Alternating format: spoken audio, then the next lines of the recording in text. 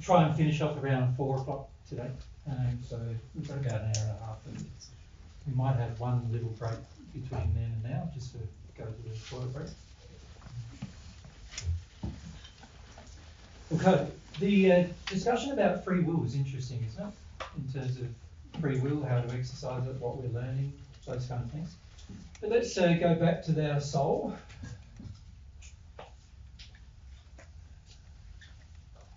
Actually, I might just put that here.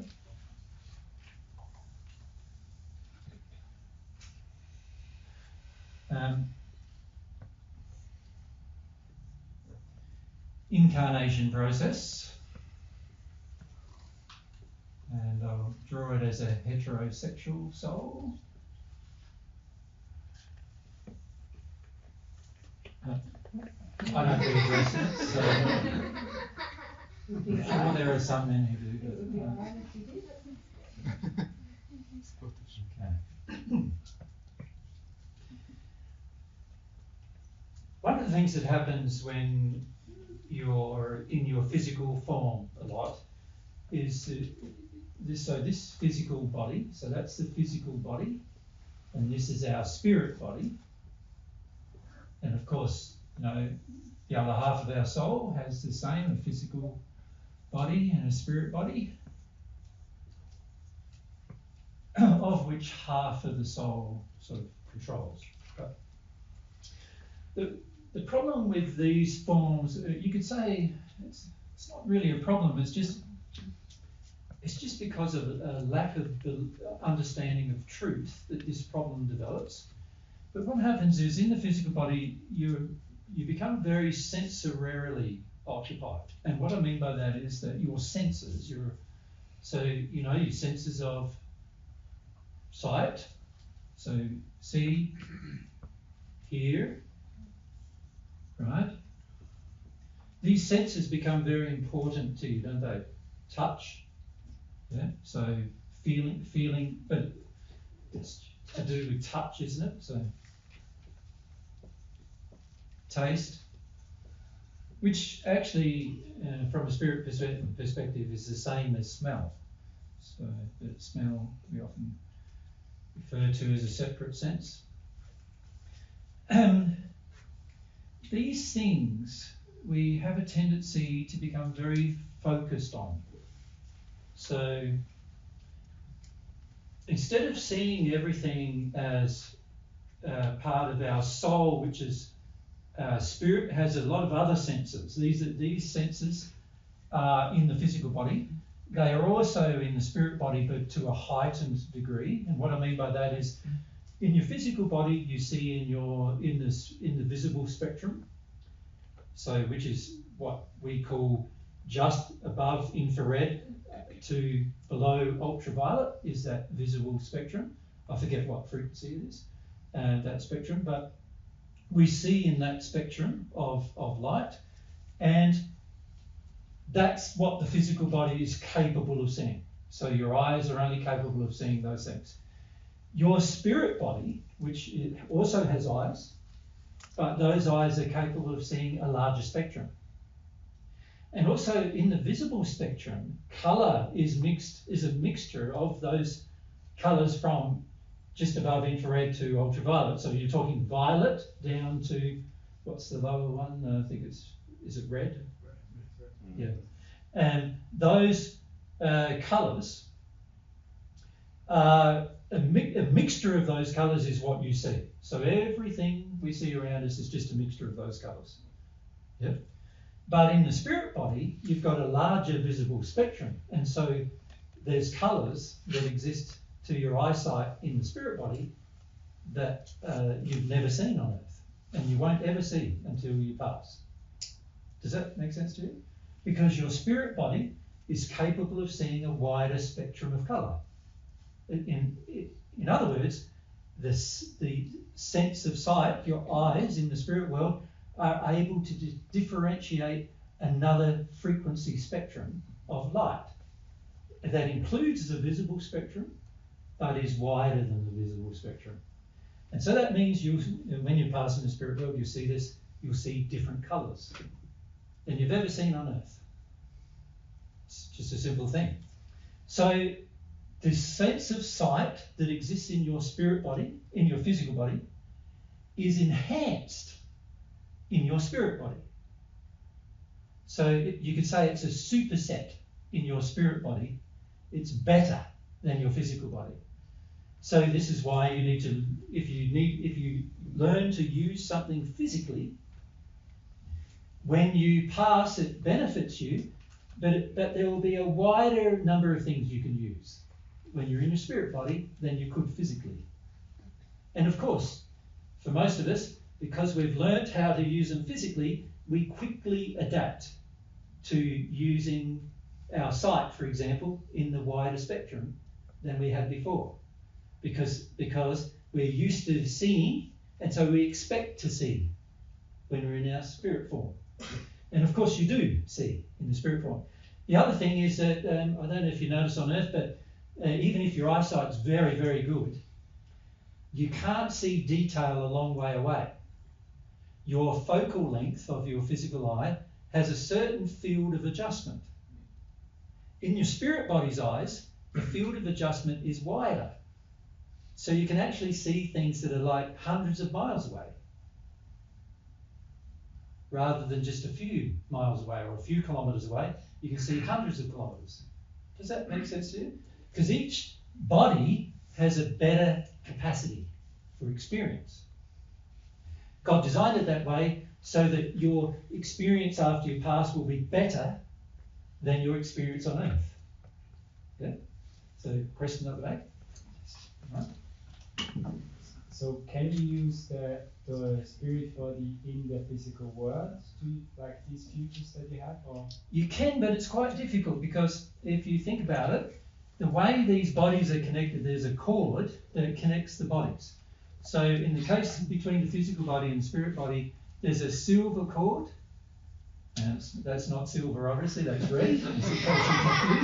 But there's a silver cord between those two bodies. And that body transmits all of the information that is passed to the soul and to the spirit body's mind, goes via that cord.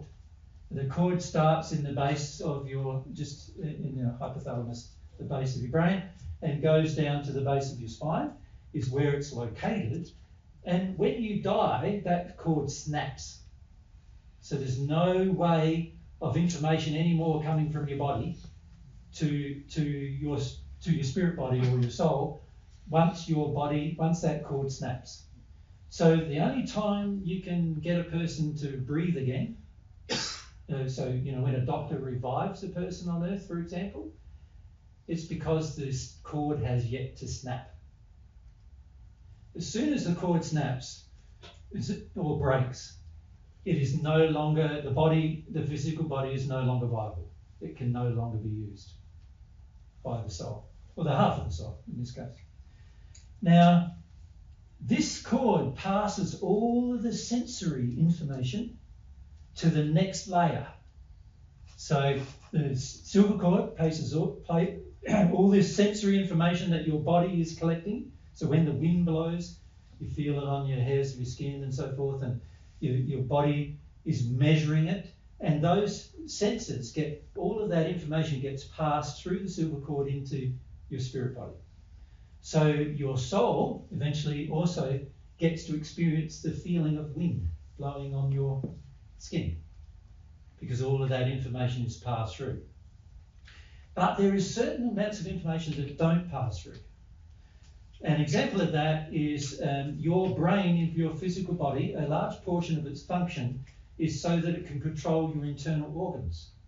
So keep your heart beating, keep your liver functioning, keep your nervous system working, keep your cardiovascular system working, keep your hormonal system working as well, keeps these things working. And these things are instinctual to the body. Right? You don't have to learn them, they're just something that happens. And those instinctual functions are not passed from one to the other, but are able to be controlled by the higher level of bodies, or the soul. But the information is not passed from one body to the other. Does that make sense? Only the sensory information. So the sensory information would be if my physical body has some pain, then that is past. Does that make sense to you?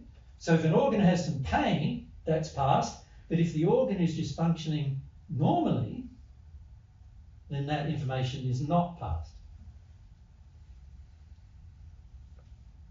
This means that your spirit body's brain is not overwhelmed with a whole lot of unnecessary information.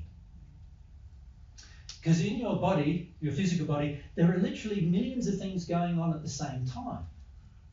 And if that information was passed and you had to feel everything, imagine if you had to tell yourself to breathe constantly. Like, breathe in, breathe out, breathe in, breathe out, you know, or now's the time to go to the toilet, you know. If you didn't have these things more automated, you can see life would become less, like, happy, wouldn't it? Because you'd be having to control a lot of functions that would otherwise just be automated and easy to occur and just natural to occur. So what eventually happens in all of this is the senses begin to dominate my experience on Earth. So what I see, what I hear, what I taste, what I can touch, this begins to dominate my life on Earth. And if I'm not conscious that there is a soul behind all of this, and I'm not conscious that my spirit body has other abilities, and my soul even has other more advanced abilities, if I'm not conscious of these things, I will become very, very dominant physically. I'll become focused on the physical world and life. Now, the more focused on your physical world and life you become, the more dominant you become with regard to how you use your mind. You just end up being in what I would classify as a mind-emotion cycle of the emotions measuring the senses and your mind responding to those senses. And if you're not careful, in that place you will ignore spiritual qualities. So, love is a spiritual quality. If you're not careful, if you use these senses in a way that is just to satisfy the senses, and that's it, you will eventually compromise issues of love. Now, an example of that is that, let's say I love the taste of food. Who doesn't love the taste of food, right? So I love the taste of food so much that I decide I'm just going to eat all the foods that give my physical body an instant hit, an instant like a sensory response. So those kind of foods are often foods that are very bad for you. So things like sugars, sweets, those kind of things, salts. If we go too far there, it's the same. So what we end up doing is we just end up deciding to eat poorly, as people would say on Earth, eat out of harmony with the health of your body, because the senses are driving you to do that. And if you have no control over that, if you decide to have no control over that, can you see, I'm just going to get bigger, more and more unhealthy. Eventually I might die. My body might die from a disease caused by the lack of health. My teeth probably rot out of my head if I have too much sugars, for example. I remember one of my sons actually did this. We gave our sons quite a degree of freedom, and one of my sons decided that he was going to buy, once he was 15 or 16 and started to earn a wage, he decided he was going to buy a stash of lollies and keep them in his side drawer of his bed. So he had his whole side drawer with 3 drawers stashed with chocolates and sweets, and so of course you know what happened after a few months of that, right? Everything with his teeth started decaying quite rapidly after that, right? And once he realised that, of course, he started to then control his behaviour. But if it wasn't for him realising, he might have ended up with no teeth at 25. Yeah, if he wasn't careful. So this is the thing, is what we do, you see, we become so sensorially dominant, and if we're not careful and we don't use our assessment, our self-awareness, which is actually a spiritual quality, if we don't use self-awareness, we'll eventually make decisions that are very damaging to our body and therefore our life on earth. And you see this happening all the time around the world, right? People dying all the time from what you would call self-caused illnesses and problems. In fact, as the medical profession nowadays knows, that it's a major problem on earth. Huge amounts of cost to society is caused by people responding to their senses only and not being wise in the way in which they're used. Yeah? So we come to Mike here. I just need to get past that.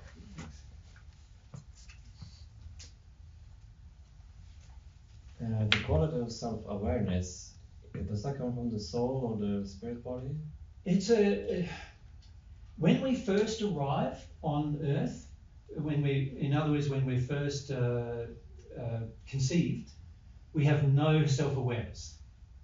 And then it's a quality that we develop naturally through experience. Does that make sense? So we're not gifted with the quality, we're gifted with the potential of the quality. So what God's done with many of our qualities of the soul, of which self-awareness is one, they are we're gifted with the potential of learning it, but not with the quality itself. So another example of that is morals, like what is right and wrong. We're gifted with the potential of learning what is right and wrong, but not with the sensitivity to what is right and wrong. We've got to learn it. So there's a whole list of qualities you could say from your soul, and this is very important for tomorrow's discussion, that you can develop. But then there's a whole heap of things that are gifted to the soul right from the beginning. And some of those things are its senses, such as seeing, hearing, tasting, touching. These senses are present in the body right from, and the soul too, by the way, and each body, remember I said every time you go to a new body, you get a greater experience of it. So here, our physical sense of touch, when you compare it to what it is in the spirit world, the spirit the spirit body is so much more sensitive to touch than the physical body is. And so and the soul is even more sensitive, again, to touch, to feeling things from its environment. And so there are qualities that you could say are instinctual or instinct, of which these senses are, see, hearing, tasting. You've still got to develop them, because out of speaking, out of seeing and hearing, you get language, don't you? If you couldn't hear anything, there would be probably, how would you formulate your words to structure a language? So you can see that some of these senses are necessary in order for you to structure language and other actions. But they are still instinctual in the sense that they were gifted to you from the beginning, and you're basically just learning how to use them. And then there's other things that you must develop, which the potential of it is in you to learn it, but you may not learn it. So qualities that you need to develop are very, very different from the qualities that are instinctual to the soul. Follow me so far? Yeah? So you can see that with the instinctual qualities, you can also see that some are related to like the soul's,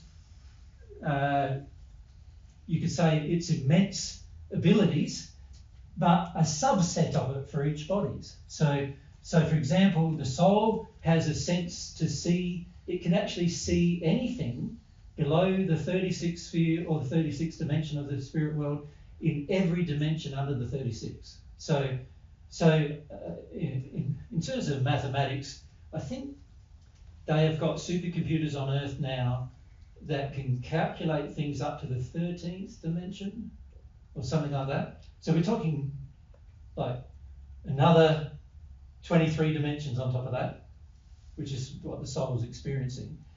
The soul can mathematically handle that, can mathematically handle the computations involved in that. And a lot of those things are actually instinctual to the soul. And so the soul has these immense abilities, instinctual abilities, but also a number of abilities that must grow over time, that must be developed. And the most important qualities that are to be developed are the ones that are spiritual, what I'd classify as spiritual. And these include things like truth, moral development, love, development in compassion and understanding and kindness, humility, development in your ability to experience and your freedom to experience and understanding your perspective in the world. And things like faith, which is a very, very important quality actually of the soul, which allows you to perceive the future and aim for a future even though you've never seen it. These qualities are developed qualities. They're not gifted to you from the beginning. The potential of them is gifted to you. Now, on top of that, so these are sort of perfect natural human qualities, but then on top of that, there was this additional function given to your soul, two functions given to your soul. The first one is the function of the conscience, which is the ability of your soul to connect to God's soul to receive truth. In other words, to be able to determine what is right and wrong, right? That's the ability of the conscience. And then there's another potential given to the soul, which God can open and close. And that is the ability to receive God's love. Now, we'll call that the ability to connect to what's called the Holy Spirit, which I called the Holy Spirit in the first century. It's a connector that is in your soul that allows God's soul to transmit not only love but other qualities of God to your soul so that your soul can receive them. So the conscience is the ability for God to share truth with you, and the Holy Spirit is the conduit via which God is providing the ability to receive other things from God to you, of which the very first thing is love. God's love, not your own, God's. Right? Now, these things, while they are potentials in you, they must be developed. And both of these things, your interactions with God, are going to need to be developed if you want to have a relationship with God. Right? And so obviously there are things we want to, in the future, talk more about, because they will enable you to actually receive, firstly, information from God, but more importantly, receive substances from God, such as love. Love is actually, comes via the Holy Spirit, is actually a substance that exists in God's soul that God has given you for the period of time since my arrival in the first century to now, has given you the ability to receive it into your soul. Right? And God, you must understand too, that conscience, while it's a gift God has given you, it's a gift God has given everyone without you asking for it. Just like he gave you an earth to live on, you didn't ask for it, but he gave it to you. You know? So there's other things that he's done for you. He gave you the sense of sight. You didn't ask for it, but he gave it to you. He gave you the sense of hearing. All the senses fall into this category. They're all gifts that God gave to us, but we didn't ask for them. Now, he gave us a sense of taste. Imagine if he didn't give that. Everything would taste maybe like a potato. Now, potatoes are not bad, because I personally like them quite a lot. But if you're eating them every day for your entire life, but he could have, couldn't he? He could have said, right, potato, I put all the vitamins and minerals and everything else that you need to survive, in one fruit or one fruit of the earth, right? I give you that, and that's what you eat. And the only plant on earth is a potato. That's it. He could have done that, couldn't he? Like, pretty basic and fundamental that would have been, but he could have done it. He could have given you a potato and said, that's your life. And I'm sure after you've had a few thousand of them in a row, you'd be quite disappointed with that, maybe. But he could have done that, but he didn't. He gave you variety because he knows what brings joy. He created taste to bring you joy, and then he created a whole heap of things like fruits, vegetables, and other things to give you the variety of experience for that joy to continue. Is that? You see, so he created the taste, but the mechanism of taste actually exists in the soul, and he created that so you can experience the joy of different tastes. And then he not only did that, but he also created the variety of fruits and vegetables and other things that we can enjoy, so that your taste buds go, I love that. You know, like, so if you see me eat, many of you might be a bit shocked at how I eat. But as Mary knows, I'm pretty expressive when I eat because I love what the tastes are. And isn't it? It brings you joy in life, doesn't it? The taste of things. Now, if God created no taste buds, then even if he didn't create all potatoes for you to eat, you'd still taste it and you think, and they will taste like potatoes. So, because it'd be maybe not even any taste. Imagine that. What would drive you to eat if there was no taste? Hunger. Yeah, well, hunger. But let's say he didn't give you the sense of hunger. I would die. You'd have to time yourself, wouldn't you? Midday, time to eat. 6 o'clock, time to eat. It'd be pretty complicated, I think. Majority of us would probably not eat because there's nothing driving us to. And there's no sense driving us to. And so what would you do? It's interesting when you contemplate the life of an animal, really, isn't it? Because there must be taste they like. So he even created taste buds for them for that purpose, to drive them to eat. So if you're an elephant in Africa and you see a certain fruit on a tree, you go, You know, because if you didn't do that, why would they eat? There'd be no physiological function driving to them, you see. So God created these things to drive us to do things, to have experience. Now, not only did he do that for our animal body, but he connected those senses to the soul so that you could enjoy and have some level of self-awareness about the issue as well. So unlike an animal, we can assess it. We can talk about it like we're doing now. You know, feel about how beautiful it is. See, an animal, when the elephant's eating, say, a mango, he's not going, oh, how beautiful is this? Now, his taste buds are and signaling to his brain that he likes it, but he can't assess it. There's no self-awareness there. He can't measure it. There's no way of him now making, like, all he knows is looking like that, tastes good, but he does not even assessing it from that point of view. He's just sensorily assessing it and doing it because in the moment.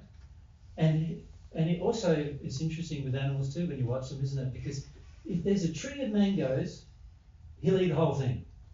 He won't save one for tomorrow. You know? See, humans can assess things and go, if I eat the whole thing today, there'll be none tomorrow. But I would like one tomorrow. So I'll save one for tomorrow. Right? A human is that self-aware. An animal is not that self-aware.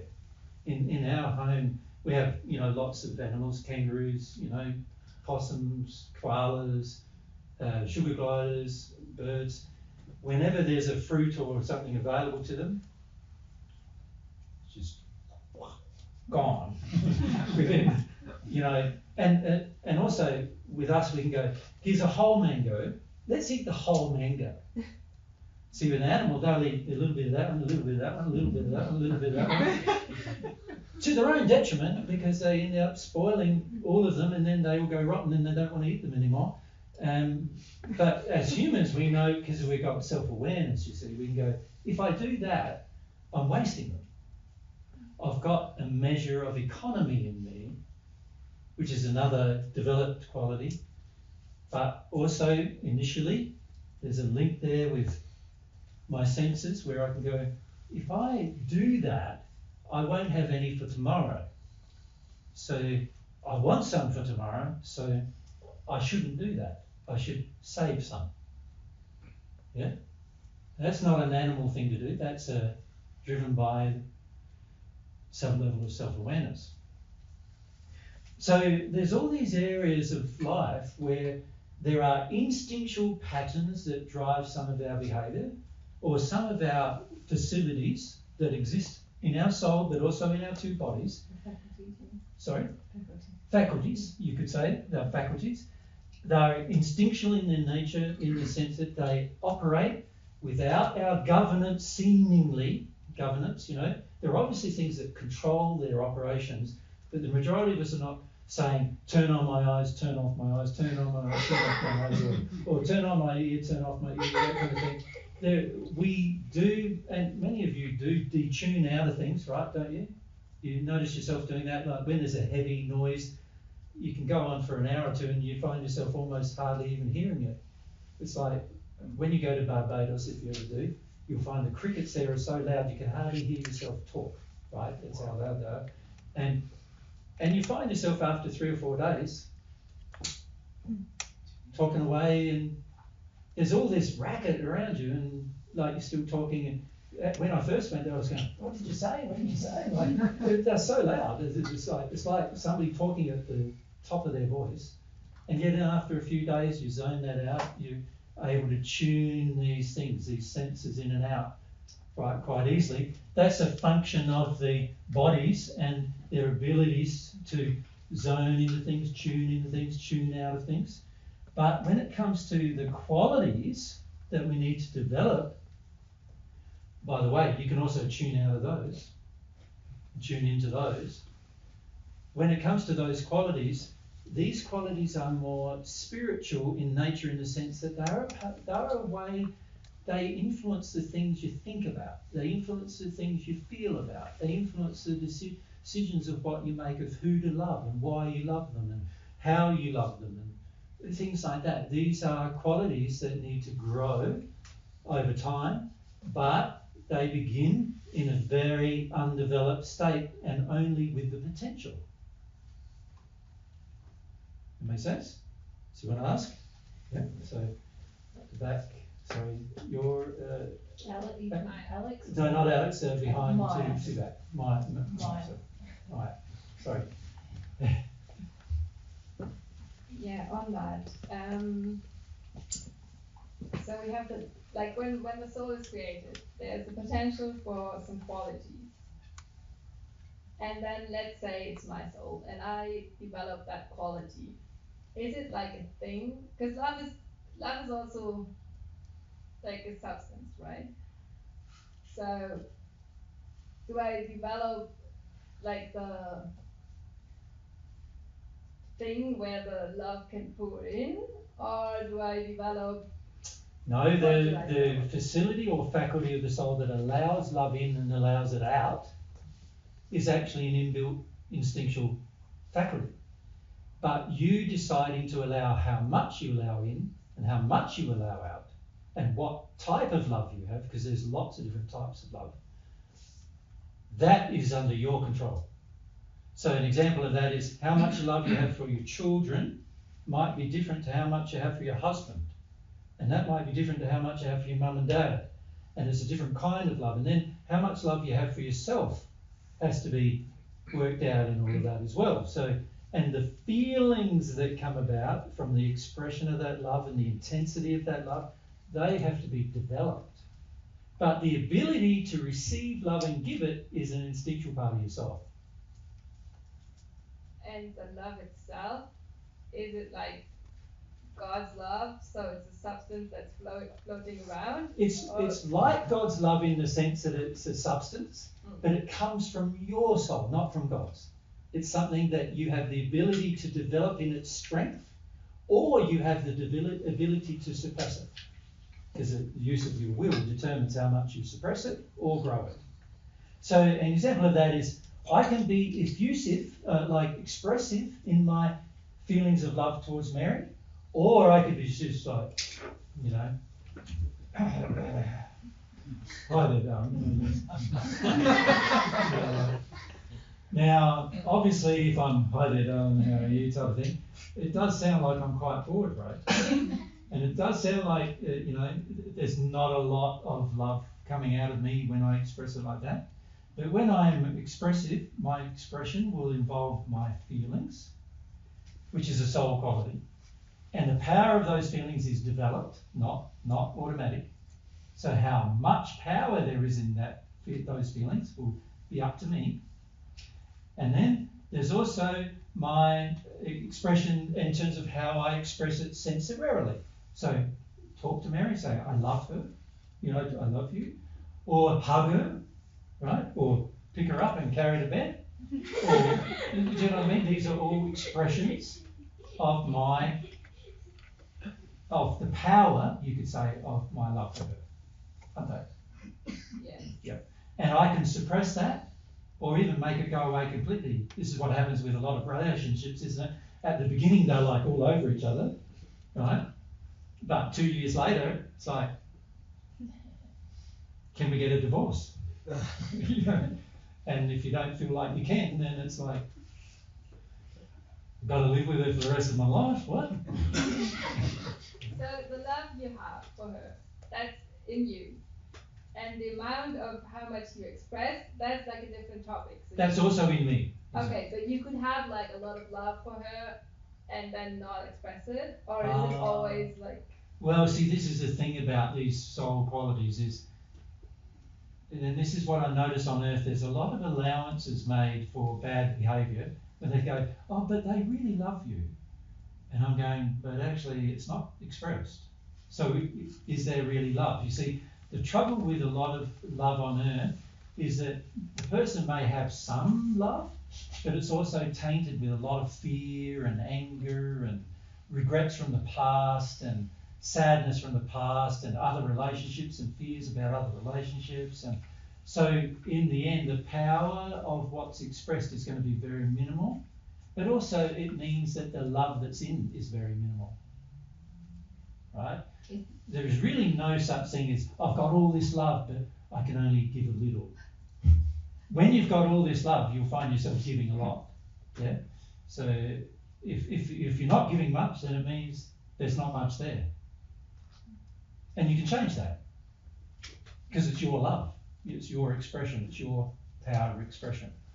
That's different than you receiving love from God, because what happens then is the soul, and this is the thing about the God relationship, is this soul changes from the perfect natural human soul to be a divine soul. And what I mean by that is that the soul now has extra power, extra abilities that weren't there before. And that's because the quality of God's love is different. It's changing your soul.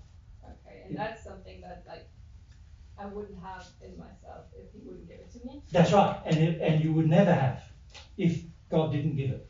You would never have it.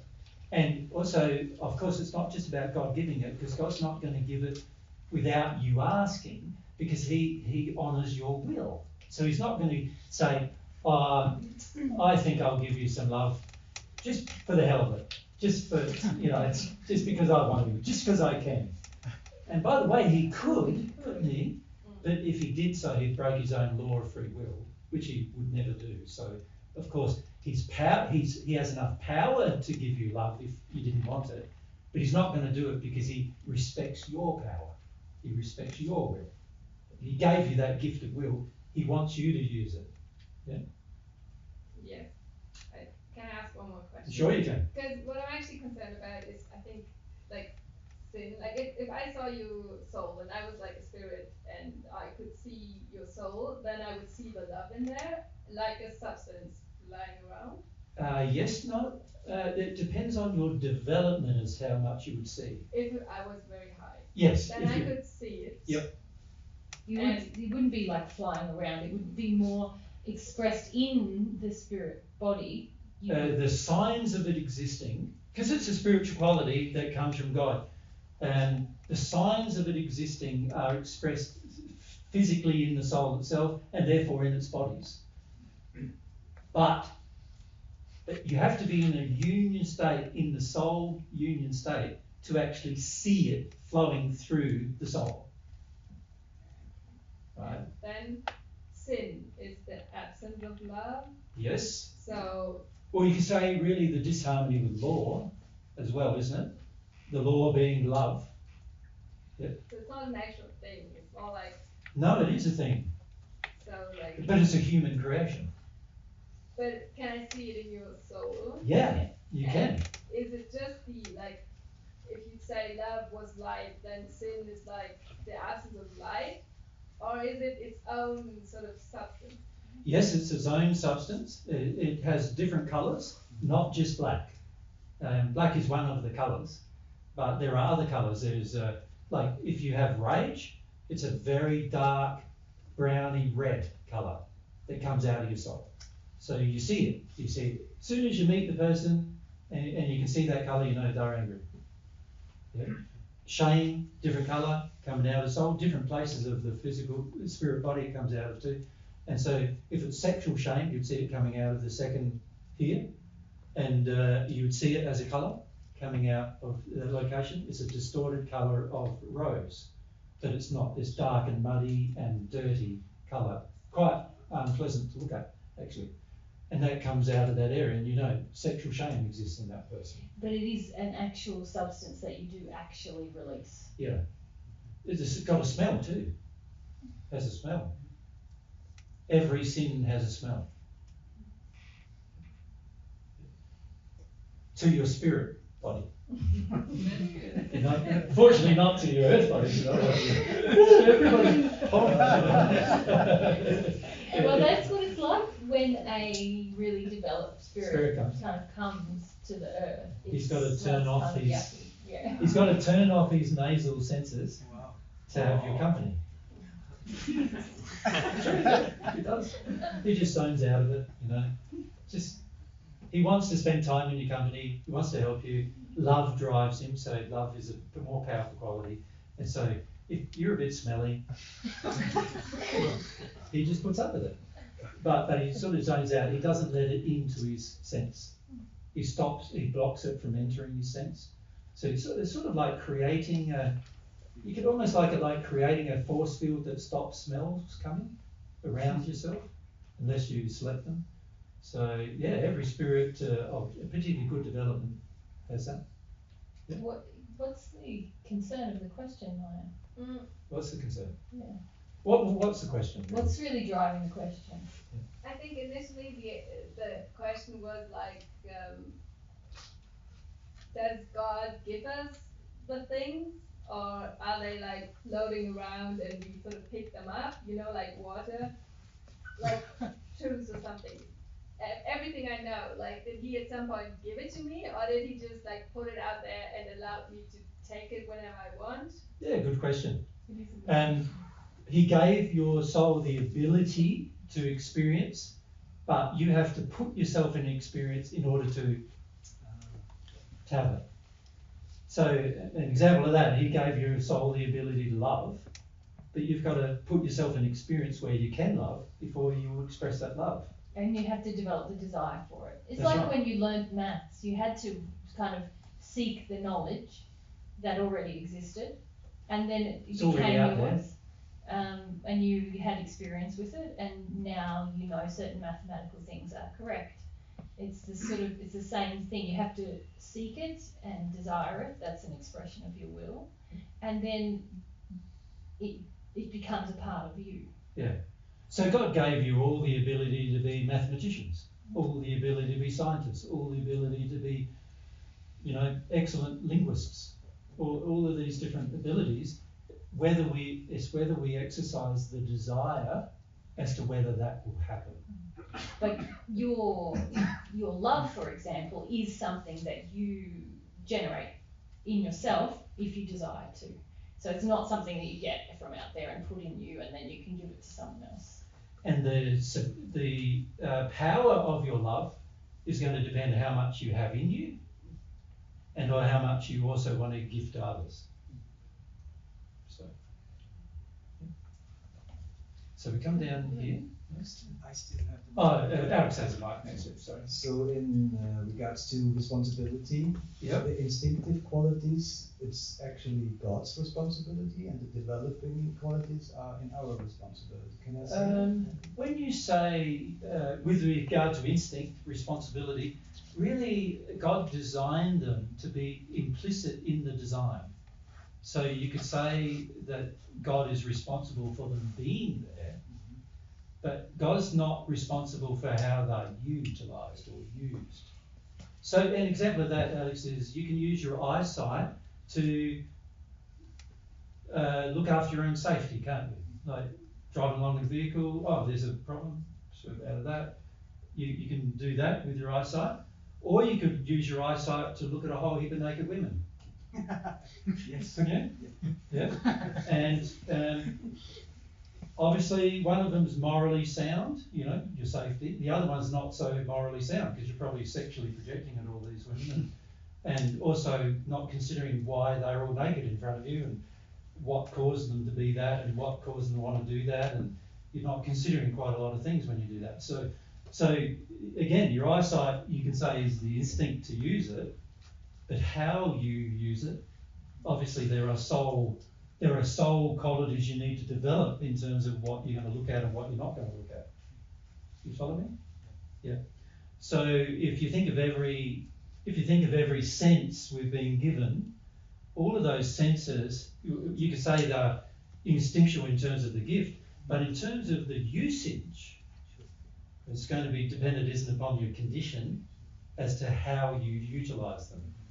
So an example of that is in the world today, there are a lot of so-called spiritual men or women, mostly men though, who are using their ability to speak, you know, their ability to formulate language, which is a combination of hearing, vision, brain, the ability to voice something, and they're using that ability to incite violence in others.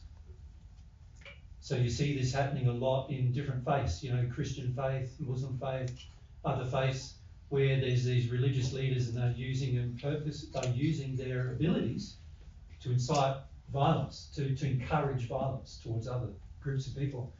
Obviously, that is very unloving and a poor use of the gift of an instinctual gift, but one that they're developing and using in a very unloving manner. Make sense to you? Yes. Can I make one additional? Sure.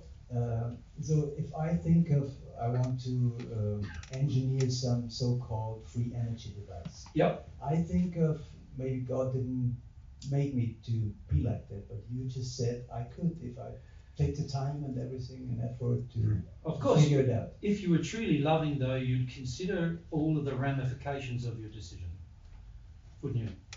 Sure, but Yeah. I don't have any abilities in my soul which I can't do that. So You'd have to develop them. I have to develop, and everybody can. Anybody can, yeah. All of you are scientists on the making. Yeah. Many of you will find, what a lot of people find is that it's only after they pass into the spirit world and once they've gotten rid of a lot of their sadness in the spirit world, they start developing things that they never developed on earth. And they start becoming scientists and they start becoming mathematicians and musicians and, you know, they start becoming things that they were restricted from becoming on earth for lots of different reasons. And they realise, oh, God's given me these things that I can develop, but I never developed them on earth. And this is why the spirit world for a lot of people is a lot happier than their life on earth. Because on earth, you think about it, the majority of us have been severely repressed in our childhood experience. We're being taught that we're limited beings. We've been taught that we don't have the capacity to do a lot of things. And many of us are taught it depending on whether we're male or female as well. So like many women are taught, you can't be an engineer. You know, you're better off being a mother. How strange is that? Sort of like, just because your body is made where you can carry a child, why would you think the role of being a mother is actually something to aspire to? Any woman can be a mother. Well, that's instinct, isn't it? That's instinct. Like, making it so important that you suppress all of your other desires, that's pretty bad, actually. Yeah, and most women, of course, have passed, many women historically have passed from the earth, and their only role on earth was to be a sexual partner and a mother. And food and feed and mostly feed and clothe their children. That was their only role. So you imagine when they hit the spirit world, they're going, there's all these other things that I'm fascinated about, that I could have learned about, and I never did, and I was restricted from learning, a lot of times by men, you know, in this case. But they're restricted from learning. So now they've got the opportunity in the spirit world. Of course, what are they going to do? They're going to learn all those things. They want to discover that and look at that. And so a lot of people who have had a suppressed life on earth end up going, oh, there's all these things I could discover. But it often takes them many hundreds of years to get to that point, which is sad, because they've had a suppressed life on earth.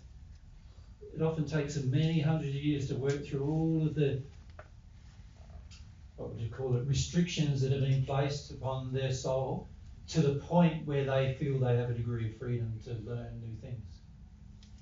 So I guess my question was then, did God make archetypes of souls, actually? No. God made individuals. Yeah. Each of you are uniquely individual. That's why I call the process of incarnating individualization. It's one of the reasons why I termed that for it was because I want all of you to understand, and God wants you all to understand, you are unique individuals. Stop thinking in the terms of archetypes or models or groups of people.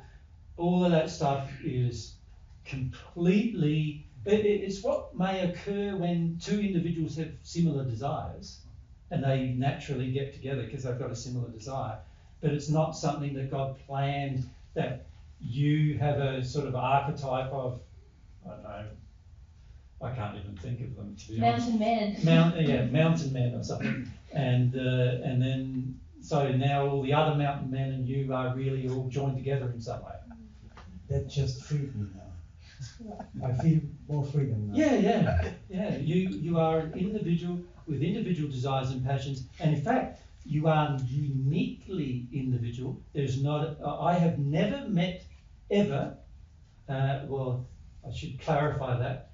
Except for soulmates, I have never met two people the same. Again. Ever. The whole time I've been alive. 2,000 years. There's people I know have been alive 150,000 years, right? They've never met two people the same. And that's pretty encouraging, actually, isn't it? Yeah. I think that's good. Then how I understand, we can change our quality and quantity of our own love just by desire. Yeah. Let's just for a moment talk about desire, because it's certainly important to understand. Desire is really, if you think about desire, it's an aspect of this quality of faith. Faith has many subparts, and desire is one of the subparts of faith. Desire is, I recognize that something is possible for my future. Now, I also see its, and I also come to see its value. And once I recognize it's possible and also feel it is of value, now my desire builds and I have some faith that I'll be able to achieve that thing. I'll be able to grasp it, make it mine. Does that make sense? Yeah. Yep. When I was young, I think I had so much love for world, everything, like more than now. But I have desire all my life to like grow in love. Yep. But I don't know why now I don't feel that like when I was young. Well, it's quite obvious why that would have happened, because if you think about your desire, so this is a desire you had when you were young to sort of feel expressive in your love, but what happens to it? What does society do with it? What, you know, a lot of people make fun of a person who is expressive lovingly. Like, if you had heard how many times I've been made fun of about my love for Mary, it's like people are pretty nasty at times. Like, there's been people at groups say, "Oh, he's kissing her now," you know. We don't need to see. We don't need to see any of that. No, you know what I mean? That kind of thing. I'm going, I don't care whether you need to see it or not. I'm doing it. That's how it is. And I love her. This is one of my expressions of love for her. I'm going to do it. So, but as a child, that's not how it is it? When you start to try to do something that society or family frowns upon, you then feel you have to back off, or you have to suppress the driving force for that thing. Yeah? And this is the damage that happens, that you can feel, right? The damage happens, and so the desire existed, but now due to usually criticism, attack, and right away it can be even to violence, you know. The desire gets pushed down, and the very worst thing that happens is that you start doing it to yourself. So not only is like the rest of the world doing it to you, but you're now, because you feel like you need to fit into the rest of the world, and you feel like, if I don't fit into the rest of the world, then it's going to hurt, the world will hurt me. We start pushing down, suppressing the desire. So the desire goes lower. We can sort of, a lot of times, still feel the spark of desire within us, but now we've suppressed it for 20 years. You know, from early childhood or from middle childhood, right the way through to the age we are now, we've taught ourselves to suppress it, to fit in with the what the world views as normal or real, and in suppressing it, what we've done is detuned ourselves from it. And it's sort of the opposite of developing it, isn't it? We're suppressing it instead of developing it, right? So the reality is, with every quality that we potentially can have, you can either develop it positively so that it increases in its intensity and its passion, or you can suppress it qualitatively and in measure so that it goes worse and worse and gets more and more suppressed, and you get more. And also in this process, you're going to get more unhappy as well, because a lot of happiness comes from the expressions of desire, comes from the expressions of love, you know. So the unhappiness increases as we suppress more and more. And this is why in society we often live in this a huge amount of suppression.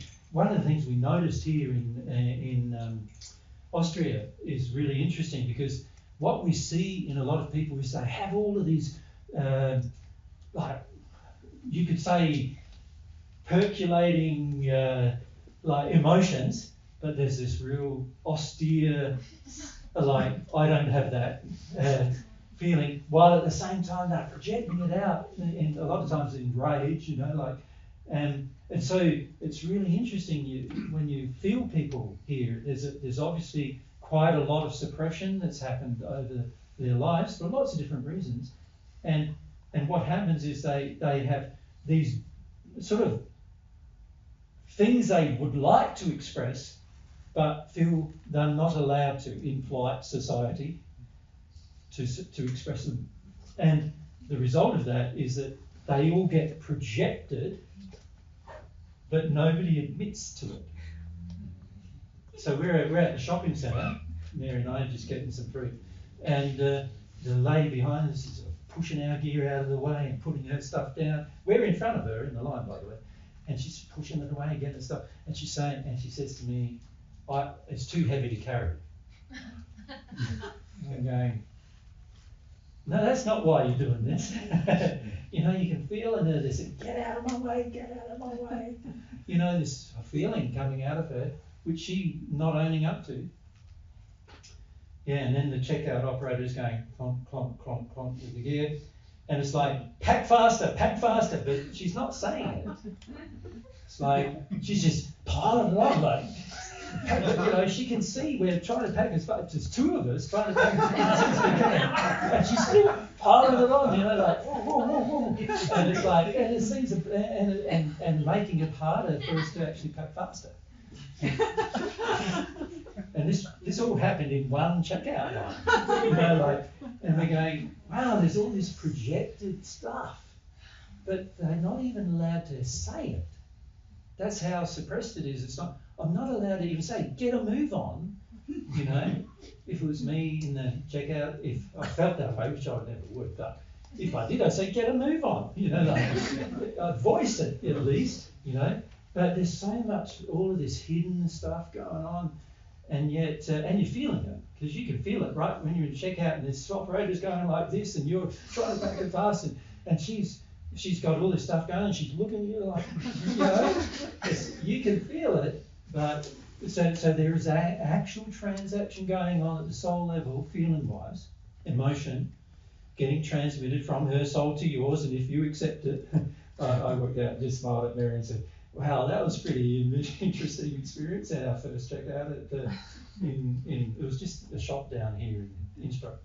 No, it wasn't. Wasn't? Tyrrell, was it? Oh, it was Tyrrell, sorry.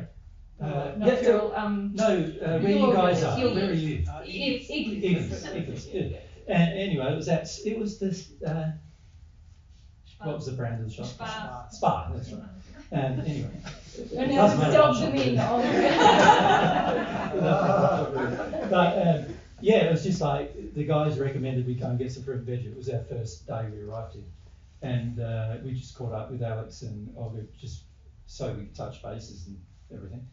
And yeah, went to get the food and whew, so taste of Austria in emotion, you know, and it's not unique to Austria, obviously, is it?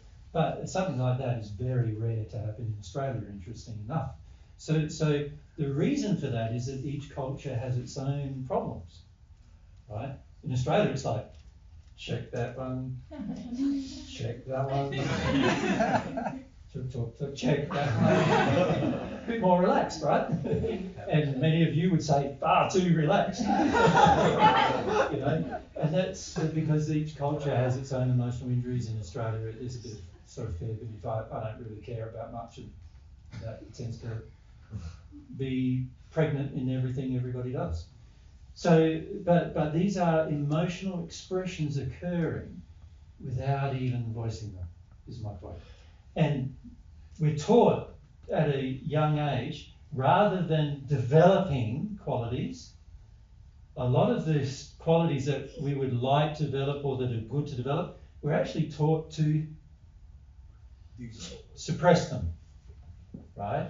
And so in that process, we're suppressing this beautiful quality. Faith is a beautiful quality to develop, but desire, and part of faith is passion, hunger for the future, things like that, all part of faith. And beautiful qualities to develop from a human perspective, because they'll motivate you to get things done in your future, and also to desire things that are beyond your own imagination right now. That's the quality of faith. It's a beautiful quality, and yet we're suppressing it right, you know, soon after birth, where it's getting suppressed. So you can see that's the reason why sometimes it feels like I've got some things in me, but they're so buried in there that getting them out again is going to be an issue. Getting them out again is going to be difficult, and this is why, you know, we need to have tomorrow talk, because we want to talk about how to get them out. How do I connect to them, get them out, and also how do I just give up the fear that I have that stops me from getting them out. You know, that's a big issue. Fear is a very, very dangerous emotion, actually, to your future. It's the main reason why the hells exist, actually. The fear is the main reason why hell exists. And Fear is a dangerous emotion for your future, because not only in your fear will you choose to do things that damage yourself or restrict yourself, but in the end you will do things to harm others as well, in your fear as well.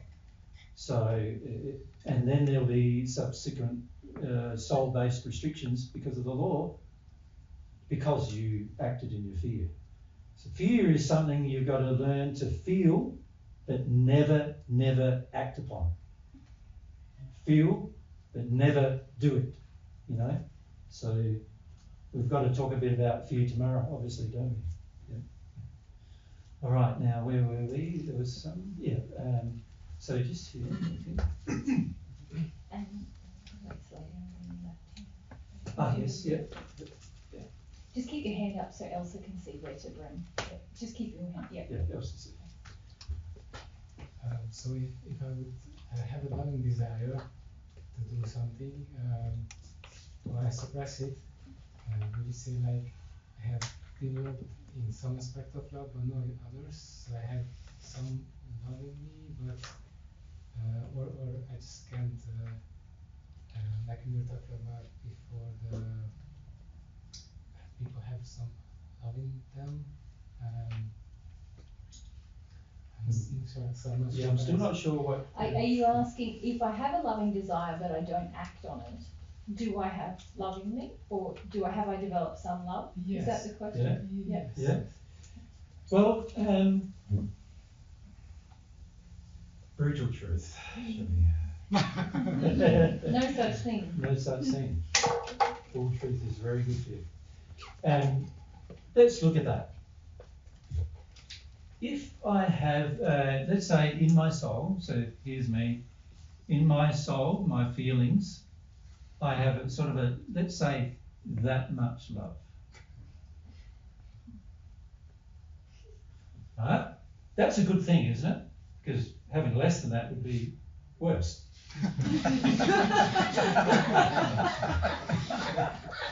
Yeah. So that's a good thing if I got that much love. At least I got some love. Now, if I choose to deny the expression of it, can you see I'm putting something quite dangerous on top of the love? Fear. So let's say the green was love. And it's interesting to draw it green because love is always about go. You know, like it's like whenever you love something, you're very motivated to go and do, to take action, to do a positive thing in harmony with the love you feel, right? Fear is about stop, right? So fear is stop, suppress, don't do it. Something bad will happen, right? Now, the only reason why, if I had some spark of love inside of me and I don't express it, the only reason why I would do that is because I'm afraid, isn't it? Now, can you see that if I deal with the fear emotionally and let it go, but still act in love, still act in harmony with the love that I feel, then that's going to help me a lot. But if I choose to let the fear dominate my choice, it now looks like the love doesn't exist. Isn't that true? From all external appearances, I now am not doing the very thing I love or would love to do. Right? So my fear is now dominating my choice.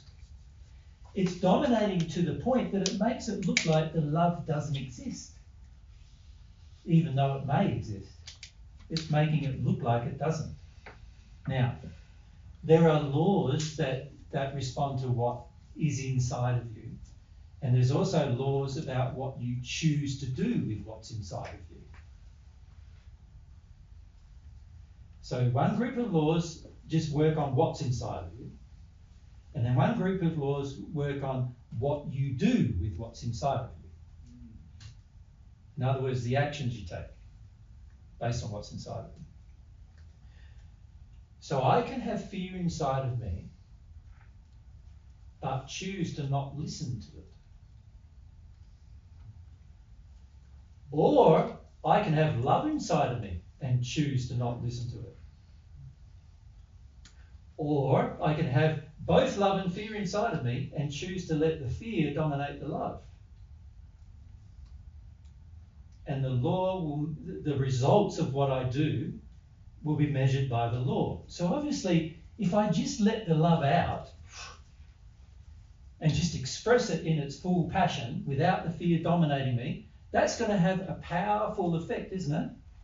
Even if it's that amount of love. It's going to have a powerful effect if I let it out, if I express it, if I voice it, feel it, act upon it, let it drive my will into action. It's going to have a powerful effect on anyone around me. So, let's say, I love Mary, but I'm afraid that she's going to feel like reject me. She's not going to want me. That she probably doesn't like things about me, I'm 60. Why would anybody like me now? When I was 30, I looked a lot better. So I might worry about that, right? So I worry about that. And now I'm letting the fear dominate my feelings, right? And so I'm letting the fear dominate love. And what am I going to do? I'm possibly not going to act. Now, she doesn't know that all this is going on inside of me, and unless she's very sensitive, she won't know. Right? Now, of course, she can get to the stage where she is sensitive, but let's say she's not. So she doesn't know that I love her. And I've loved her for years, and let's say we've known each other for 10 years, and I've never said to her I love her. Right? This happens common. And I think about her all the time. And I've thought about her all the time for 10 years. And I would love to be with her, but my fear is stopping my expression of love. Can you see I've disabled her from even making a choice? She doesn't even know that I love her. Right? She doesn't even know that I care about her. She doesn't even know that. But if I loved and my fear wasn't dominating me, surely I'd just go up and say, Mary, I've loved you for 10 years. Now, I know you don't have to make any choice and decisions about that, but I wanted you to know. I've loved you for 10 years. I would love to spend the rest of my life with you. Right? Now, she might say no, and then what might I have to feel? For 10 years. I might have tears to feel and sadness to feel. Can you see my fear is saying, what if I might have sadness? Well, that would be bad. So, but the opposite is also true. She might say, I've loved you for the last 5 as well. Right? And none of us have been willing to even say it. Right? And so she may react completely differently, I don't know. Right? And most of us are not that sensitive to know. So in the process of expressing my love, I have enabled opportunity. For me and you. For both of us. In the process of suppressing my love with fear, I have disabled opportunity for both of us. Right? Can you see fear now became my dominating decision-making process? And why was I afraid? I was afraid of some future feeling. The potential of the future feeling, even. Wasn't I? The potential that I might be sad. So I'm afraid of a future feeling that I'm not even really having now, and yet I'm afraid of it. If you think about it, it makes no logical sense to do this, but our emotions of fear are not logical. In fact, fear is false appearing real, right? It's falsehood appearing like it's truth. And what's truth? Truth is logical. Falsehood is illogical, right?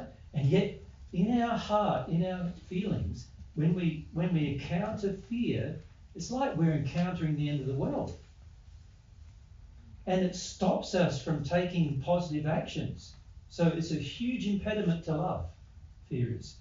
So can you see, even the small little bit of love, while it's good, so the question was, there's all this feeling in me, but I don't do anything with it, right? What is the net result? The net result is it's like you're not having it at all. And that's the danger. You need to learn to act upon positive emotion. Always act upon. Always act upon. Never stop. Ever. Ever. Ever. Ever. So I just want to ask a follow-up question. I think that you kind of answered that, because I want to ask so to grow that love and act upon that love and not go to living in fear. Basically is just do it more and just feel the fear and do it. Yeah, the fear is in you. The better thing for it to happen is to let it out, because see, at the moment while it's in you, the next time you go to love, you're going to encounter the same fear again. And if I don't let the fear go completely, the next time I encounter fear, I will have to do the same thing again, and the next time I encounter it, the same thing again. So let's say Mary and I decide, we want to have a child. So let's say we have gotten together, because I had enough bravery to say, After 10 years. I love you after 10 years, and she says, and we get married even, or whatever we decided to do together, if that's your thing. And we have a child. Well, we're contemplating having a child. And I'm going, gee, child, What if I mess it up? What if I mess it up? My dad wasn't very nice, and I don't know how much love I've got in me to be able to, love a child, and there's a whole heap of things I don't know about bringing up a child. The little helpless things, and now I've got another opportunity to love, and fear is now dominating that one. And it might be exactly the same fear that dominated the last one. If I release the fear, then once the fear is gone from my soul, now every new choice and decision to love is not governed by fear. Now there's more freedom to love in the moment without going, the beauty of love, if it's properly felt and expressed, is that it's instant. It's just like, I feel it, I act. I feel it, I act. I want to give Mary a hug, give her a hug, And, if Mary doesn't want a hug, that's fine. I'm not going to force it on her or anything, but if I want to do it, I'll try to do it. And if she says no, get away. So, you act upon your feelings. Now, fear causes you to delay action. And not only just to delay it, but to delay it 50 years. That's the problem with it. So unless it's out of you, it's going to keep on having its impression upon you. So this is where it's very important to, when you're developing your loves, to release your unloving states, to let them go, to process through them. And it's an emotional process, but you've got to let them go. If you don't let them go, they will continue to dominate your actions and your thoughts. And you won't be able to even control it half the time, because it'll be an immediate, but you should be afraid, but you should be afraid, but you should be afraid, coming back at you all the time. That makes sense? Yeah. So it's very important to start going, fear is an emotion I can release, but I need to stop believing it's true. Stop believing it's true. In my experience with Mary, if I withhold due to my fear, it's because I believe my fear has value. So if I've loved her for 10 years and I don't say anything, I believe my fear is more important than my love. I'm placing it as a higher priority than the love I have. I'm saying what I'm afraid of matters more to me than what I love. Yeah? And this is where you've got to be very careful, because if you put fear as your priority and you make what you fear more important than what you love, now your whole life is going to be governed by fear rather than love. Right? And that's going to be a major impediment to the joy and happiness of your life. And this is why there's so many unhappy people on earth. Because they have some loves, but their fears are driving almost every decision and choice they make. And the only result of that is going to be more unhappiness. Yeah? And there are laws, in fact, that govern how much fear you decide to act upon and how much unhappiness you're going to have. The more fear you act upon, the more unhappiness you are guaranteed to have. And it's very important to understand that. Yeah? Thank you. Just in front of you. And then, Maybe. oh, sorry, we're going up the back first. But is yours related to this? Yours related to this back? It's about love and how do you express it. Right, and what was your question about? It's also Okay, let's go for yours first, because you have the mic in your hand first. Okay. So I feel pretty afraid. Yes? Yeah, I guess you actually answered my question before when you answered his and hers. Yes. But I have a follow-up question to that. So sometimes I guess I'm not sure if what I'm feeling is love or just desire to act in addiction. Yep. And yeah, I thought just now, well, I could just experiment and then afterwards I could see what the love compensation could show me. True, but my experience has been if I think something is loving and I act upon it and it works out it's not loving, then I'm going to have some pain. I don't know about you, but I don't like pain very much. And so I would prefer to work out whether it is loving or not. Yeah. Isn't that? So you mean just give it a try? Or No. Okay, then Because when you act in addiction, there's already pain that you're trying to avoid. And Jesus is saying, so there's already pain you're trying to avoid, then you act in addiction, you create more pain, and then you get to more like what we talked about this morning, where you're making mistakes, and then you're not seeing what was the cause of the pain you got at the end of the mistake, and it can get very difficult. Yeah. The quicker thing, which I think you're going to Well, maybe you can say. well, is to become sensitive to the pain that's already within you, and then you will sense when you're acting to avoid it, which is what the addiction is. Yeah, that's not what I was going to say. I was going to say Do you the quicker thing disagree? is to become sensitive to what's love To in the you, love in you, yeah. and then you'll be sensitive to the pain in you, and so forth, right? So you could just pray to become more sensitive to the love in you? Well, you can, but if let's define prayer. What's a prayer really? Prayer is a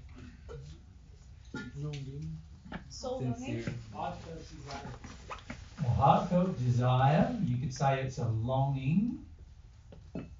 Now, if I have fear in me, how much longing do you think I have?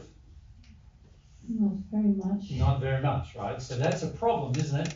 You can pray, but well, if I haven't got a lot of longing in me to really deal with the problem, then of course that prayer is not a prayer anymore. It's just a thought. It's like, you've got to be careful with prayer that it's just not, oh, I think it would be really nice to not live in fear. And then that's it. You know what I mean? We've got to make sure that we really don't want to live in fear anymore as a longing. Now that's going to be trickier, isn't it? It's going to be harder to do that than it is just to imagine, oh, it'd be nice. What if God could just rub out my fear? That'd be great. I'll ask God to do that. The trouble with fear is it's not God's creation. So he'll help you rub it out, but you're going to have to rub it out. yours.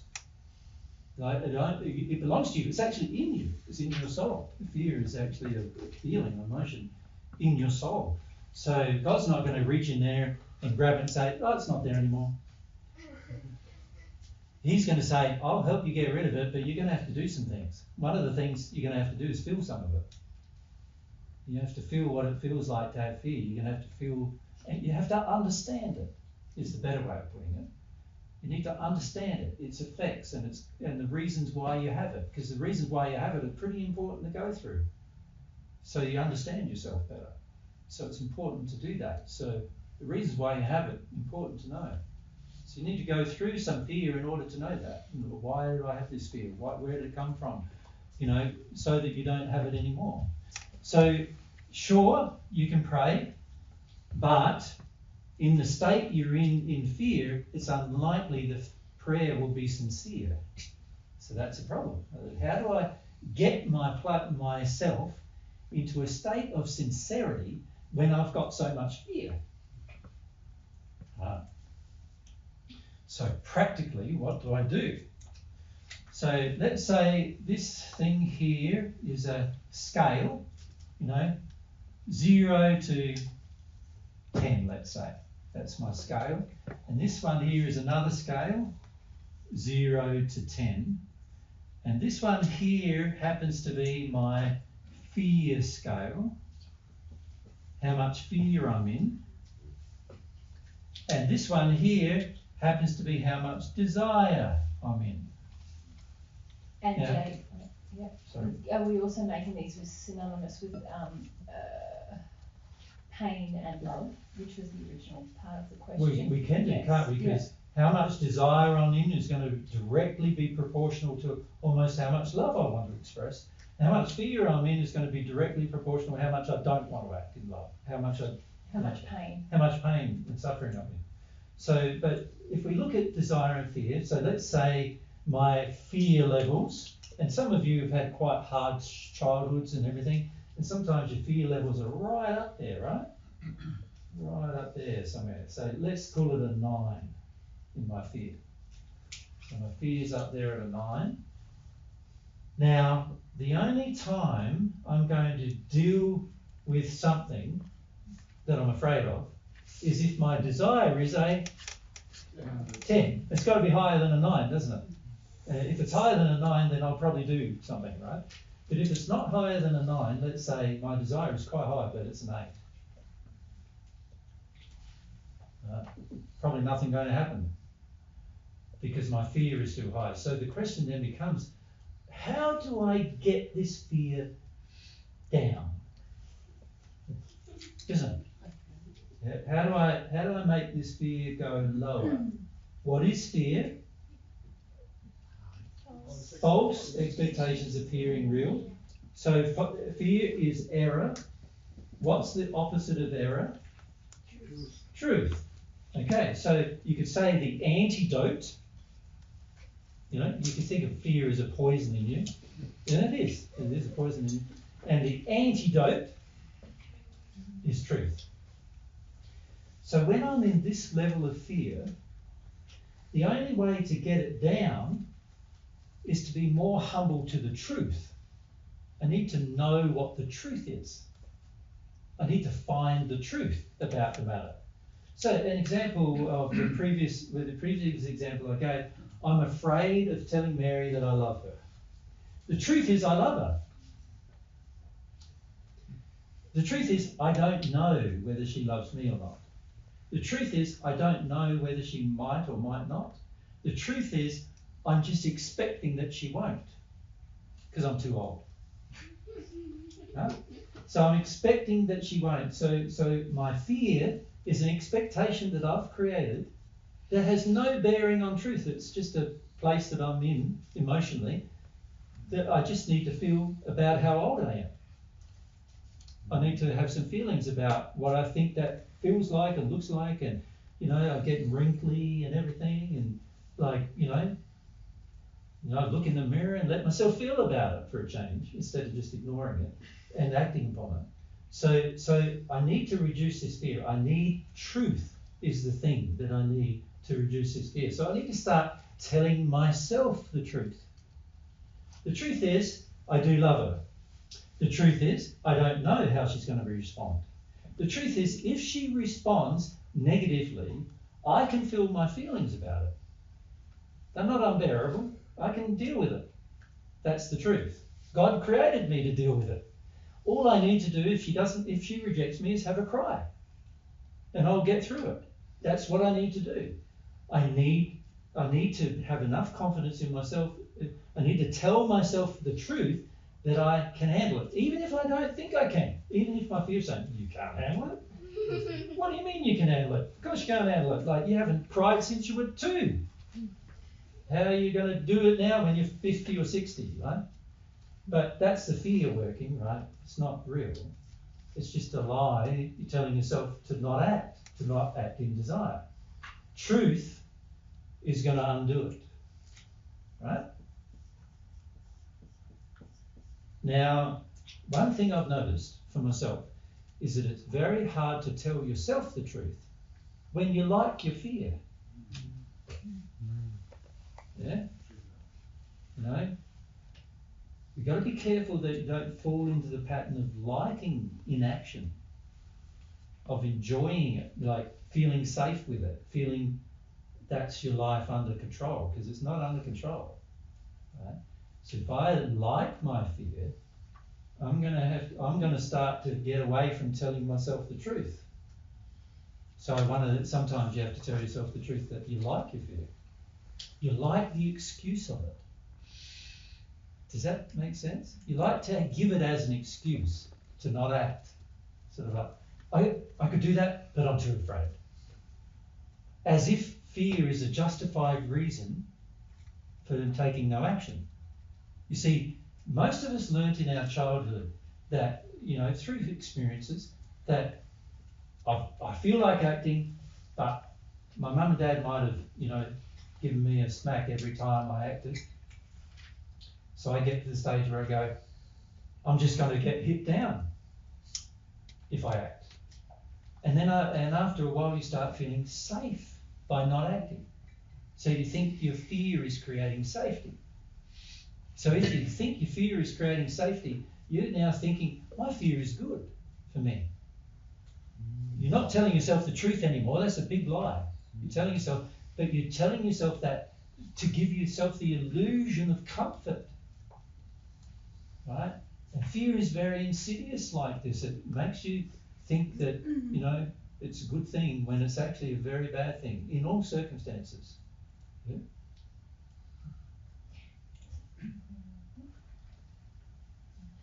Just if. Say what you're going to say. Yeah. Are you finished? Yep. Yeah. So, but the question was, should I just act to test whether my addiction is going to be love or not? I want to determine what the truth is before I act, if possible, right? Now, I can certainly pray for truth, and oftentimes I'm even more sincere about what is the truth and what is, taking desire as an action.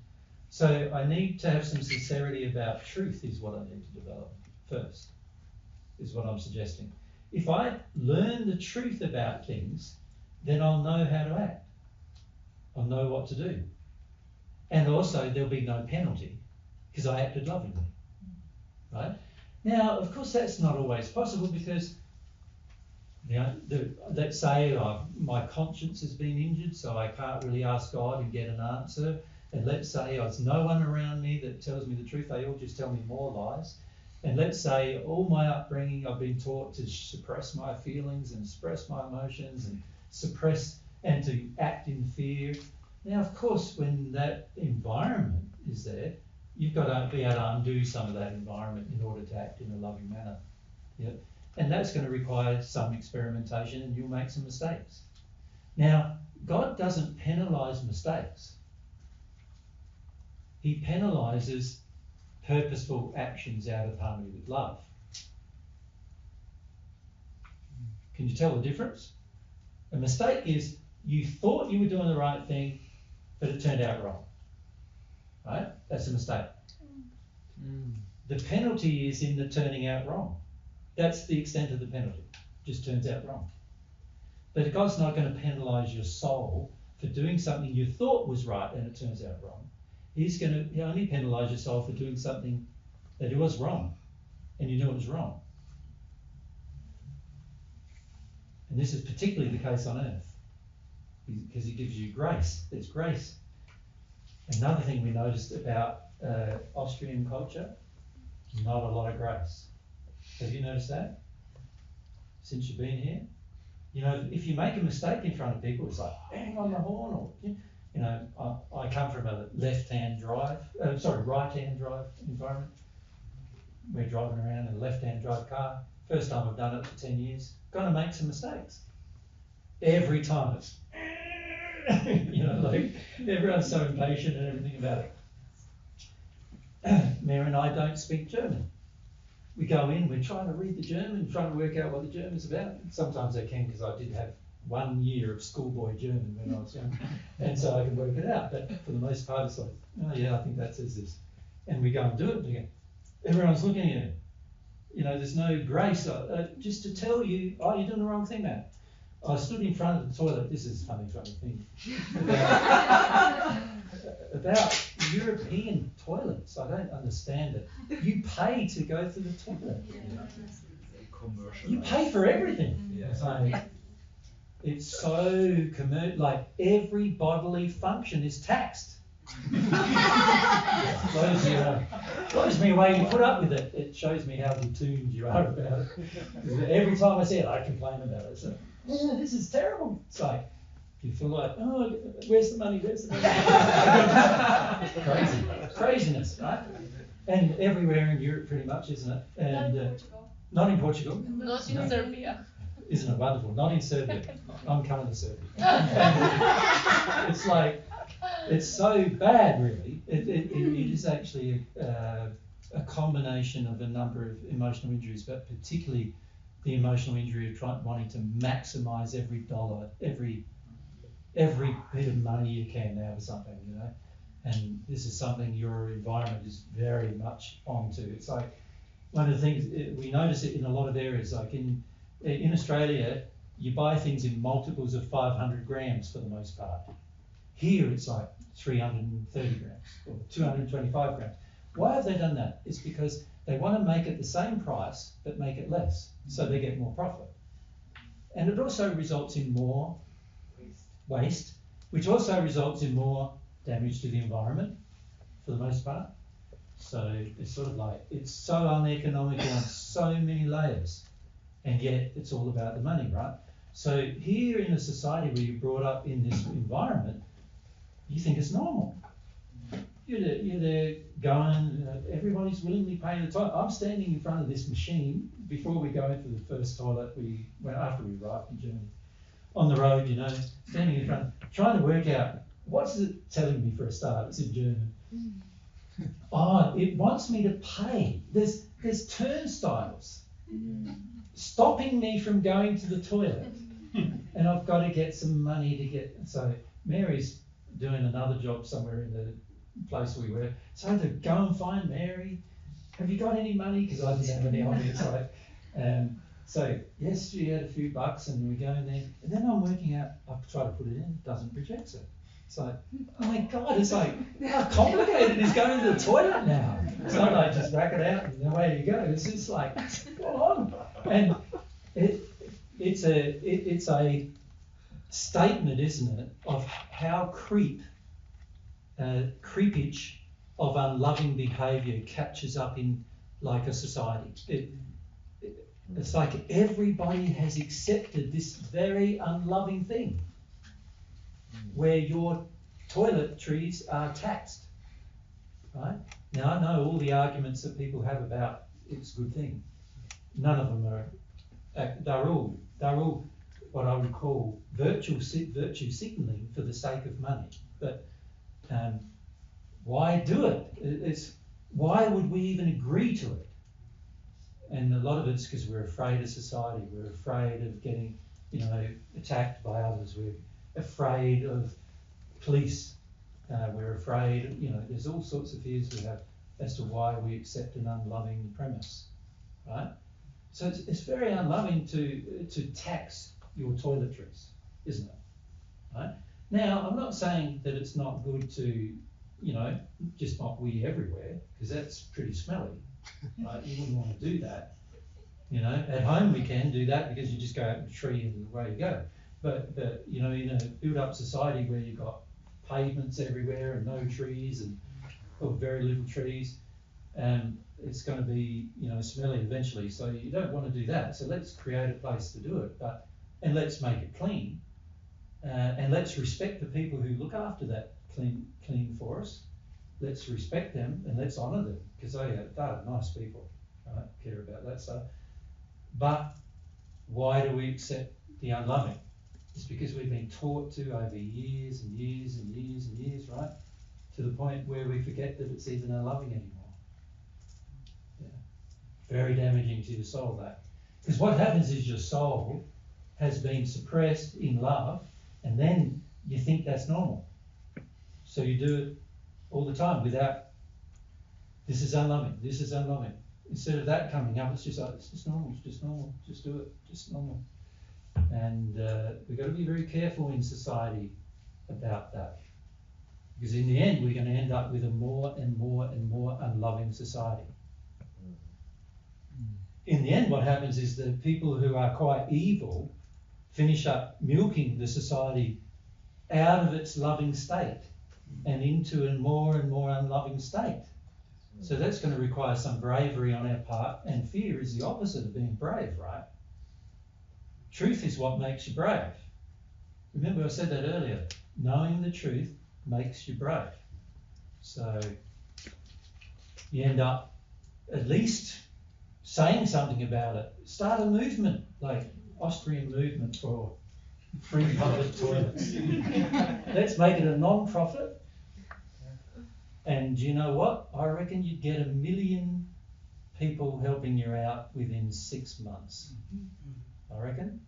Because surely everyone in Austria is sick of the death of it. Right? Or very dehydrated. Or very dehydrated. Yeah. Okay, now where we were next? Fabian? Fabian was next. We have Time? What's that time? 10 past 4. It's 10 past 4. Okay. It's the last question, sorry. We will continue this discussion tomorrow. about expression of love. Is it possible that there's different ways to express love in like languages? And if so, are there communication problems? All right. So a question is, are there love languages? Really? And there's a whole theory on earth, isn't there, that there is love languages. Like, let's say my love language is make my fear go away. Mary's love language, so make me feel safe. Might be my love language. Of course, didn't I just say fear is the opposite of love? So if my love language is make my fear go away, it's not love, right? So direct answer to your question, simply, love is always expressed with passion. Always. There is no exception. Right? Now, how that passion is expressed depends upon the type of love. So there's types of love that you may have. So in the Greek language, those of you, I think there's one Greek here, is there?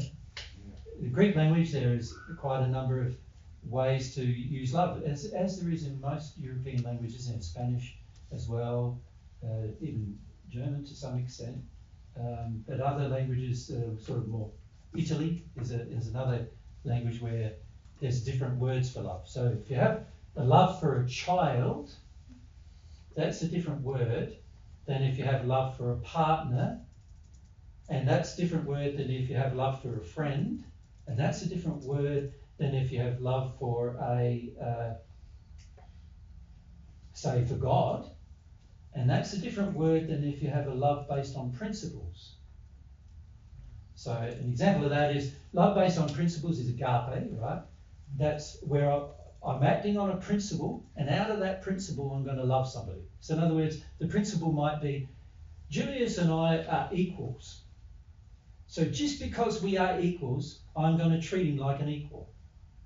I'm not going to treat him like he's less than me. I'm not going to treat him like he's worth less than me. Because the principle demands that I treat him as if he's my equal. So that's agape.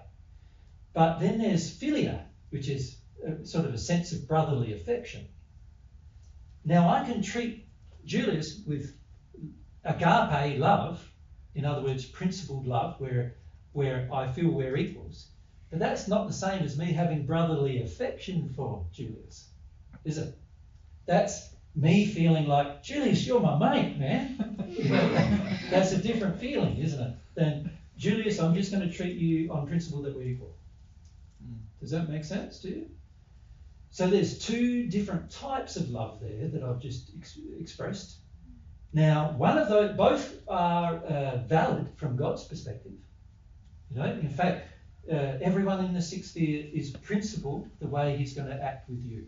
Everyone, every single spirit. It doesn't matter what he believes. He could be an atheist, and there are atheists in the sixth sphere, and there could be people who are Christians, and there are Christians in the sixth sphere, and there could be people who are Muslims, and there are Muslims in the sixth sphere. But whenever they meet you, and you could be a Christian and they're a Muslim, he's going to treat you with equality.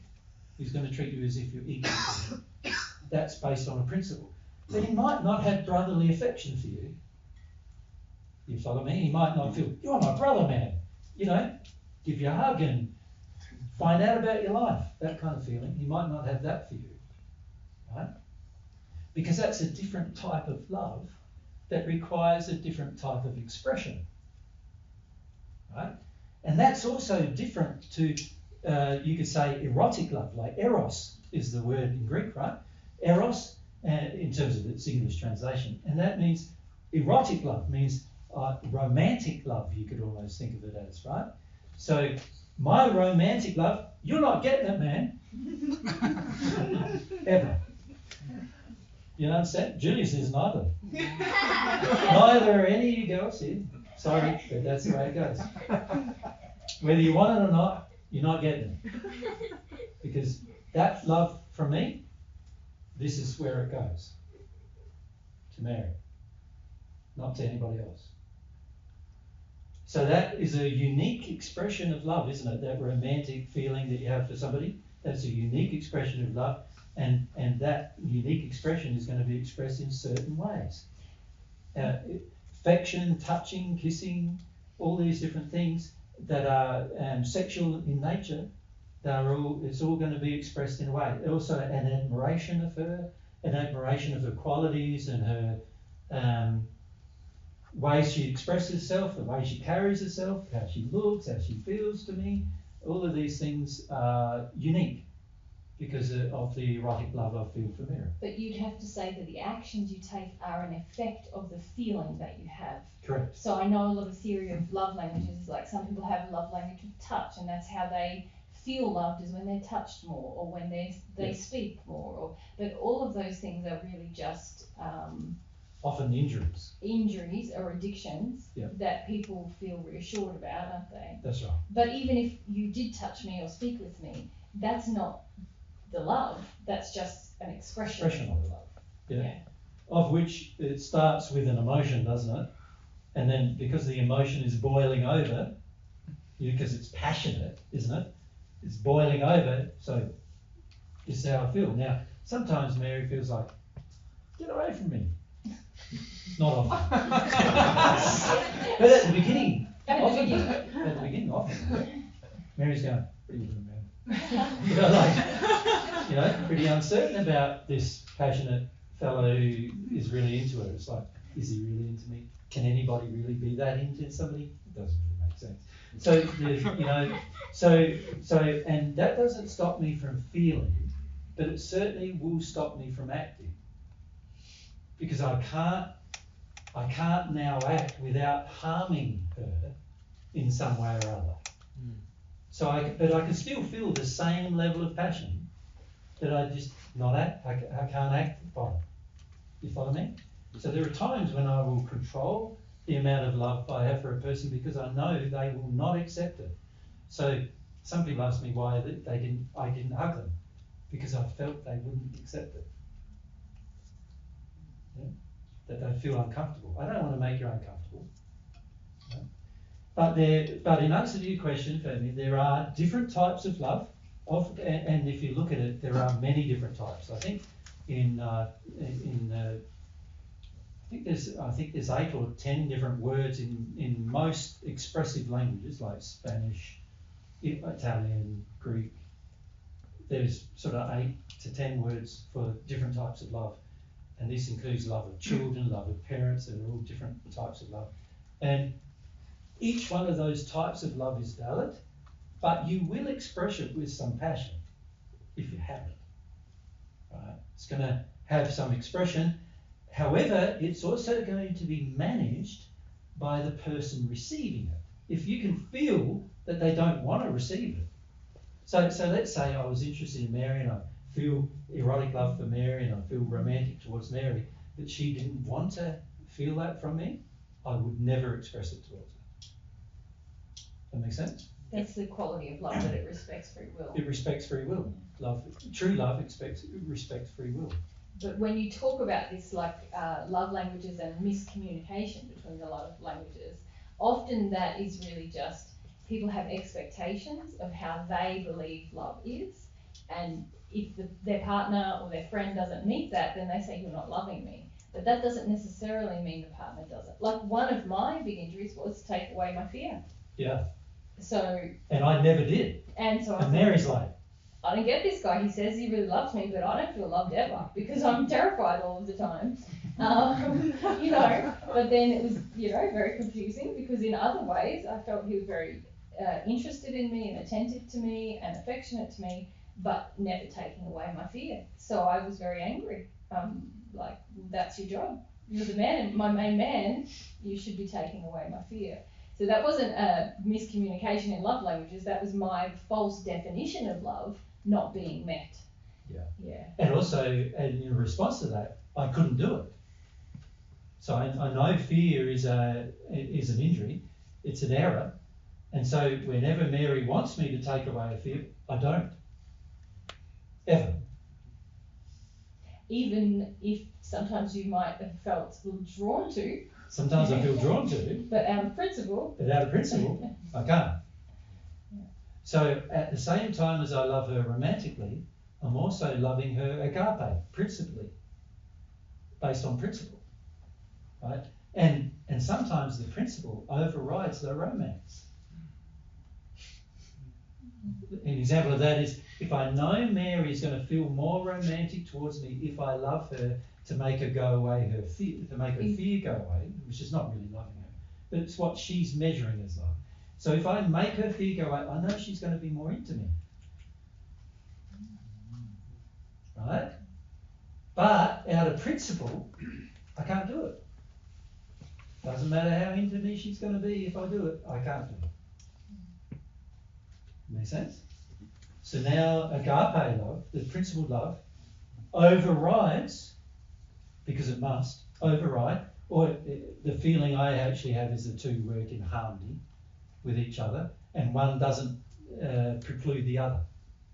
So my romantic love for Mary must also include principles. Yep. And if I'm out of harmony with those principles, then I don't love her. So an example of that, a lot of people, when they're having romantic feelings towards somebody, they lie a lot. To them. Or for them. One of the two. I don't do that. Right? Mary doesn't do that either.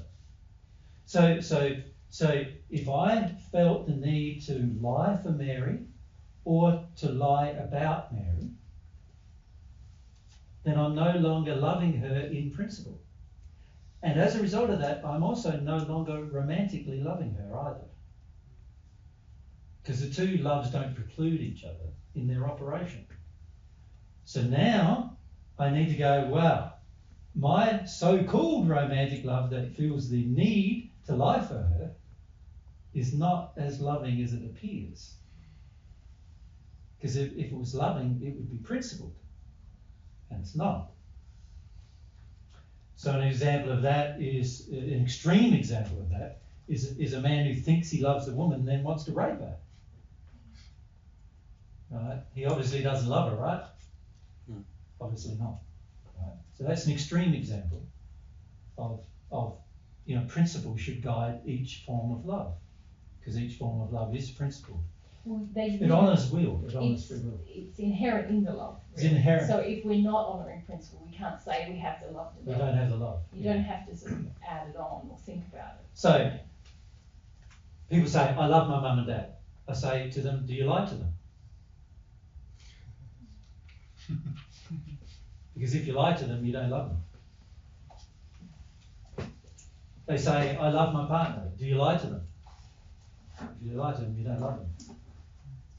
They say they love their children. Do you lie to them? Then you don't love them. You see, love has as its guiding principle other qualities such as truth, passion, desire, faith, humility. So if I say to Mary, if I love Mary, and Mary says, does something that makes me feel like I need to cry, I don't take it out on her, because it would be unloving. I just go and have a cry. Humility demands that, right? So you can see that the true expression of love, even though there may be flavours, which are types of love, such as eros, agape, philia, these different types of love, storge, which is sort of like love for storge, yeah. Yeah. How would you describe it in English? Something like nurturing love. Yeah, that's right. Yeah, sort of like love that a parent would have for a child, exactly. So these forms of love, they are all different types, but they don't preclude each other out of principle. Can we say they're qualities of love rather than types of love? They're Yeah. qualities of the substance of love? Well, not of all love though. No. Because God's love for you doesn't include eros. No.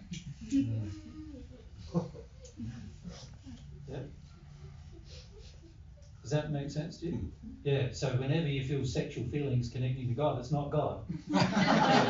There's people who say that to me, whenever I connect to God, I have these wonderful sexual feelings. And I go, not God, God designed that to be your soulmate, not God. God's not going to share those feelings with you. Yeah. So this is a problem. You see, a lot of times we think they are all inclusive, but there are different types of love that are specific for, the job at hand, I suppose you can call it, the feelings that you have. But the expression of them will always be principled. So you could say agape love, which is the principled love, is going to be present in all forms of love. Yeah? All forms of love will have that in it. But the love you have for a brother sometimes, and a sister, by the way, because it's the same kind of love. So if you feel the love of a brother and a sister, like you're my brothers and sisters, right? My love I have for you sisters is the same love I have for my brothers. Like it's no different. If it was different, and there's a sexual element to it, which for many of you that is the case, and it's injured. Because the sexual element should be the other half of your soul. That's the principle. Yeah.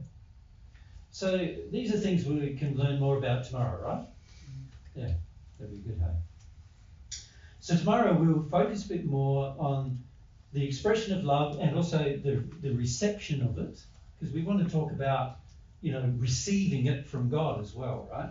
So we want to talk about the reception of it, the expression of it, and also the development of qualities such as the desire for truth, the desire to be humble, the desire for faith, these kind of qualities, and how they will motivate your soul towards growth, towards change in your life. And of course, in that process, we're probably going to talk a bit more about fear, aren't we? Because obviously fear is quite a big thing in society and quite a big thing in terms of an emotion.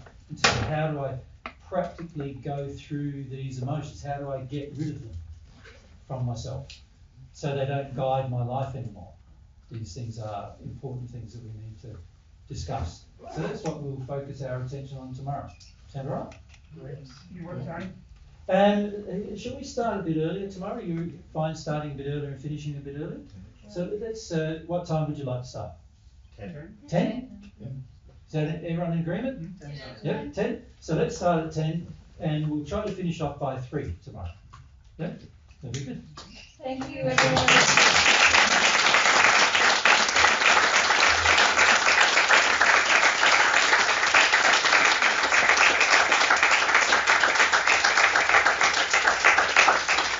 All right, now Mary and I have just got to do a few little things here and we need to do them and we need to not talk to you while we're doing them, if that's okay with you, because we need to concentrate on what we're doing. And sometimes in the past we've not concentrated and as a result we've lost recordings and all sorts of things. So